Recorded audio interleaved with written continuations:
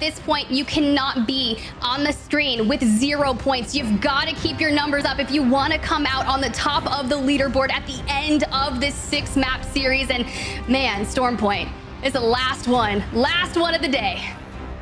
Oh, let's get started. Let's not waste any more time. Where are our 50-50s? Oh, look, it looks like GameWard and Echo Esports are already engaging early on. But while we take a look at our final POIs that we're seeing for the day in our Emea region in Storm Point, I'm excited to see what our circle is going to be, because we had some of those two northern circles kind of pulling towards the middle north side of Storm Point, and that really did favor a lot of our teams when it came to those northern rotations. Is that going to persist, though? Because I'm excited to see teams like Nightmare Esports continue on this domination, because despite them not even taking first just yet, that second place finish and all the KP that they've secured themselves has allowed them to skyrocket in the overall leaderboards.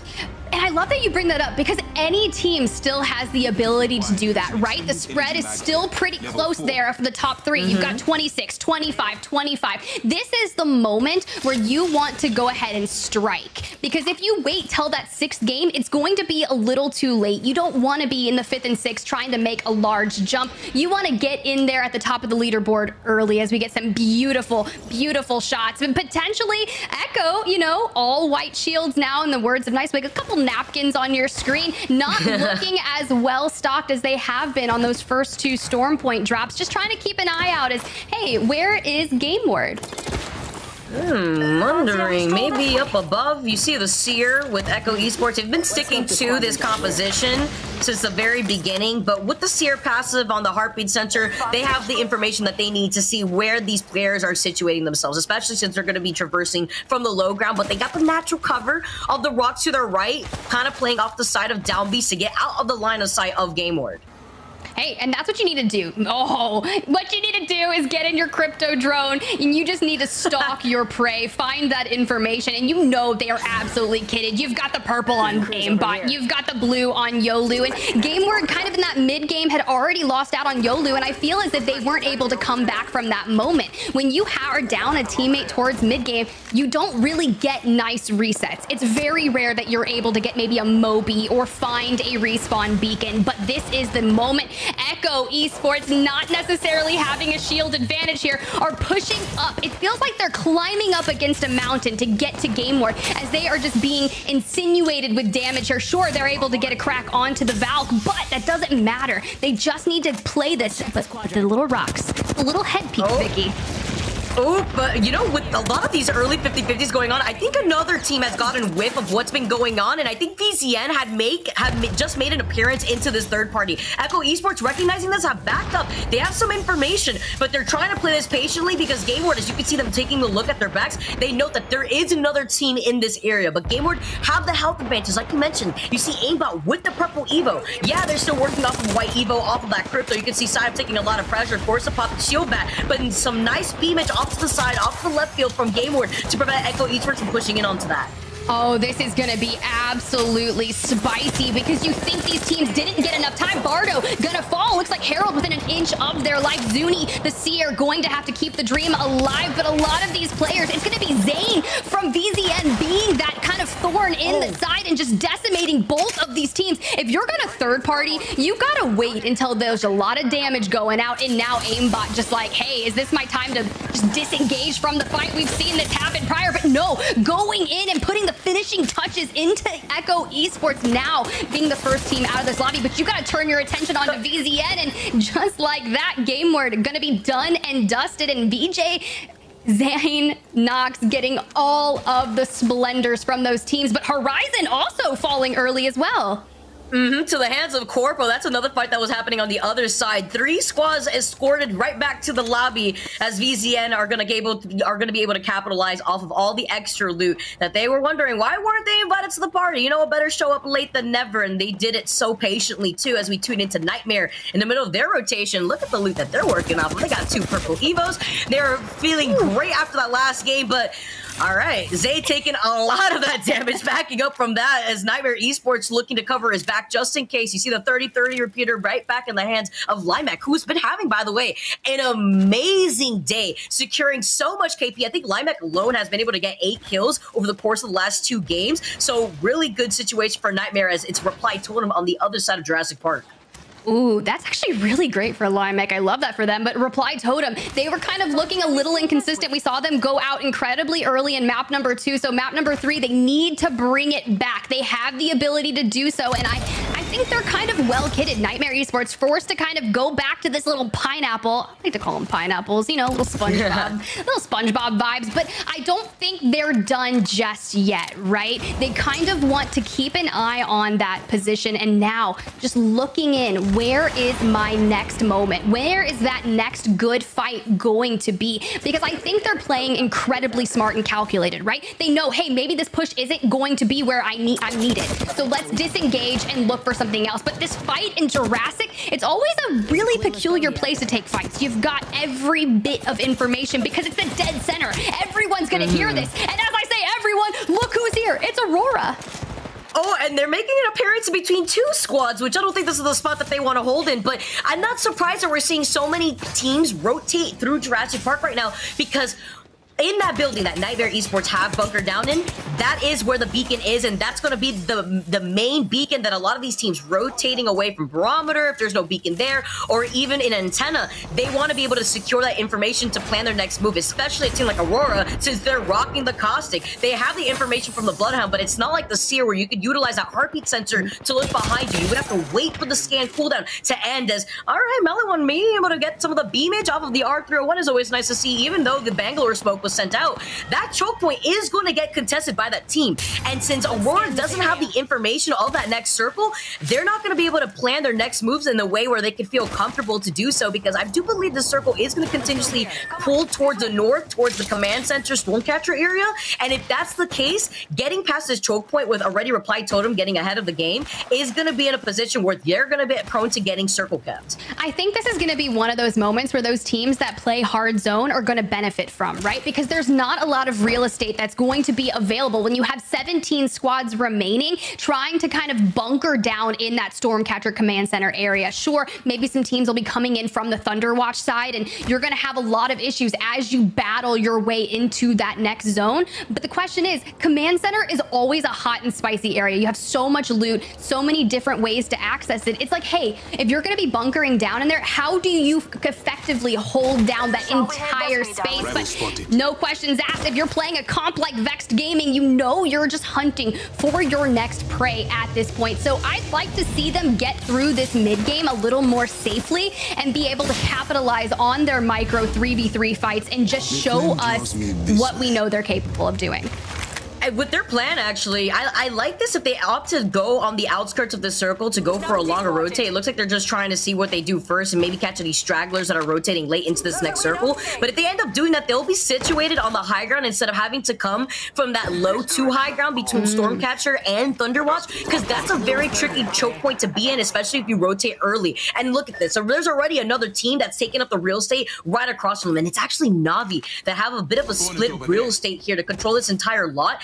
If Na'Vi take on this fight, though, we can expect already squads that are already sitting at Stormcatcher to put in some poke pressure from Na'Vi and onto the other squad that's rotating right behind them. It's going to be essentially like ringing a dinner bell at this point for KP. Yeah. Now Na'Vi. I'm pretty sure Vexed and Na'Vi are kind of going at it for these first 2 matches because they really not necessarily put a thorn in the side, but you can see Black Hole going out from Sonya right now, just trying to keep them out of the building. But you know what? You can't keep Vexed out forever. Unlucky connecting a lot of important shots here and just go in and cheeky through the window with the Eva 8, just punishing Na'Vi from staying inside. But the issue is, you mentioned it best, Vicky, they're going to get poked and prodded from any team in a nearby vicinity. Yeah, and look who it is. I believe we just saw Corpa make an appearance in this fight. Now Batafi is running for his life. Vex Gaming down 2 of those members. As you can see, that last straggler not going to get chased down by Na'Vi, as Na'Vi recognized there is another team on the outskirts of this building. Can they reset is the question here. Some of our building doors have been blown up. You can see them now trying to take these different off angles to prevent that Seer tactical from actually cutting off the ability to Kyo here too. The fact that Corpa just pushed in, took down what they could, allowed Navi to just full reset inside, and is just like, nah, you know what, Navi, good luck. I want to see you in game. But let's cut on over to Nightmare Esports. They're at the top of your leaderboard right now with 26 points and looking to really own this rock, poke fighting that 30-30 going out. But I don't know if that's going to be the best place, because you are going to have to start looking for real estate as Limek gets absolutely punished and is just running for their life right now. Yeah, gotta dance, gotta schmoove, prevent these prowlers from biting at your ankles here too. Limek is gonna be able to at least pop up that shield bat, but they're getting pinged from across the field by another team. He has little to no health right now. He's gonna be able to slide down, pop that shield bat as we take a look at Aurora, one of our other squads that are looking to rotate on the high ground here. Still, again, nice to note, the Caustic, the Bloodhound, and the Bangalore, a team comp that won't allow them to bunker down comfortably. E6 as well, looking like they're in a fight as Alliance are playing off of the outskirts of where the circle is. Thunderwatch now with E6 having control over that building. They wanted to predict that the circle was going to continuously push in this north side, but Life been getting pinged from right behind. It's Mandy taking a nice angle with the G7. Well, this is what they need to do. Alliance, your map 2 winners, really trying to put a thorn in the side, but Slayers on that lifeline is going to be able to consistently go in and hit that res, but Alliance just punishing them. Now going to go ahead and just see if they can finish off E6, but trying to find as many cheeky angles as they can, and they're just trying to tank the storm and get a nice little reset, but I don't think that they're going to be able to do it. But you see, K-Swinning and Slayers must have just real full pushed out into, oh my gosh, they are. They're going to go for a rotate around, but I hope they have the heals. We see 5 syringes in the hand of K-Swinny. This is spicy. Vex Gaming going out. Yeah, E6 now forced to actually rotate from around. Vex Gaming going down as well. That's the chaos that's happening over in Stormcatcher. That's what happens when so many teams are sharing that real estate. They're going to be able to grab the banner with the crypto drone before making their moves around the hillside, because they got to get moving soon. I believe there's now minute 30 seconds left for that circle to close in. And Nightmare Esports, the team that are topping the overall leaderboards, looking to continue on their domination. You can see that they've been putting in some poke pressure, but they're not in that next circle just yet. They're on the outskirts, taking their time to see which of these other squads that are rotating on the edge of the circle. There's definitely a squad that's on that hillside between Stormcatcher and Thunderwatch, and I'm worried for teams like Alliance, who are so fixated on trying to clean up any stragglers that are left over from E6. Talk about someone picking off stragglers. That's going to be Fire Beavers. They're taking out Foot Esports, and Amphi from V2 going under siege right now, just trying to nestle in, forced to hit that Phoenix kit. At least the team camaraderie is here. It's like throwing resources at you. Luckily, they've been able to pick up through the end game, but this is where that uphill battle is about to start. You've only got a couple of rocks to dive under, and Nightmare Esports have found themselves some Nox gas traps from a former Caustic team. You know Aurora must have been through here at some point throughout this game, and I kind of like this, right? Sure, there's a lot of areas, and this could be really unfortunate if some Arc Stars or Thermites come into your area, but if you just lay low here and just play under Stormcatcher, you're open to a lot of LOSs or line of sights, but just play your game. There's still 15 squads remaining here in round 3. Yeah, we see some stragglers already dropping like flies. Aurora, you made mention of it. The Caustic traps laid out a trap. Those pesky traps sometimes could be a thorn on your side, but it's about making a statement. And the payments coming in as well from Cleve with the R301. We talked about the 3-time scope earlier on. It was earlier on in the rotation before the rotation was swapped out. Element 6 now getting taken out. That was a team that was rotating around the circle who were getting gate kept by Alliance. Doesn't look like they were able to make it out on that side of the storm, or just pressured out in general from Alliance, who are now going to finally make their move to go into the circle from the high ground of the uphill battle that is happening north of Stormcatcher. Aurora, though, they have the right Evo shield from Ranches, and they have enough of the health advantage to continue on this pressure, as well as the positioning advantage, but I don't see them fully setting it here. They want to make sure that they can maintain this real estate with any other spot that can rotate from behind them, looking to take their spot. Yeah, and I think that's going to be really critical if they can keep this building maintained. You can really control the space with Maliwan on that Caustic, able to secure. Sure, the doors have been blown wide open, but if you're not going to push a building with a Caustic in it, you're just not at this point in time. So this moment is perfectly. They're able to kind of weasel their way out of this building, look for some easy lines of sights, maybe find and resupply on some loot, but that Bangalore able, oh, even better. You've got the Digi threat on the car, so you can see through your smoke, and you're going to couple that with the Bloodhound. This composition is my favorite, as they just lay down so much pressure on the team on the outskirts of this building. Ooh, with the beamage out here too. Look at that, the smoke actually making some damage here too. Aurora now looking to back off for right now. Let's take a look and hear out their comms and listen in to figure out what they're gonna do if they just want to hold on to this real estate. Потом. Да, спина в любой момент ебется, но не свалькой. Надо вместе зоной идти тогда, не торопись. Под мой ульту, Клифф. Хорошо, дохиливай до конца. Смотрят, раньше справа. Не знаю. За ресурсы выбиваются эти. Подними еще склад. Малик, подними еще склад. Их трое. Да, этих трое, это фука. Сзади у тебя 2 склада, Малик. Один в тоннеле где-то вот с этой стороны, и один вот тут. Понимаю, валькается кто-то.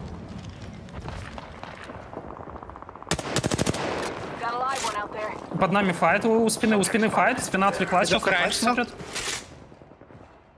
Спина смотрит на файт, нейды кидает. Файт вот там. Не, они просто закидывают нижних челов, там и катушка. Они смотрят. Спина вышла. Дал 60, Horizon. Аккуратно там скаут. Еще 30. Скан 20. Внутри верхние залетели обратно. Не, они там стоят. Клифф, пошли этих душить. Похуй, Малик, смотри, спину. Сейчас, дай отхилить 2 секунды. Иду. Скан 2. Даю. Не видно отсюда. Ульта есть. Жду кола. Да, надо бы что душить. Ульту. Моя ульта. Я спину контролирую. Спина вниз упала. Спина вниз под нас упала. Проходить будут. Слева. Валькуется спина. Все, Клифф, Малик, иди к нам, Малик, надо идти. Давай. Там катушка есть.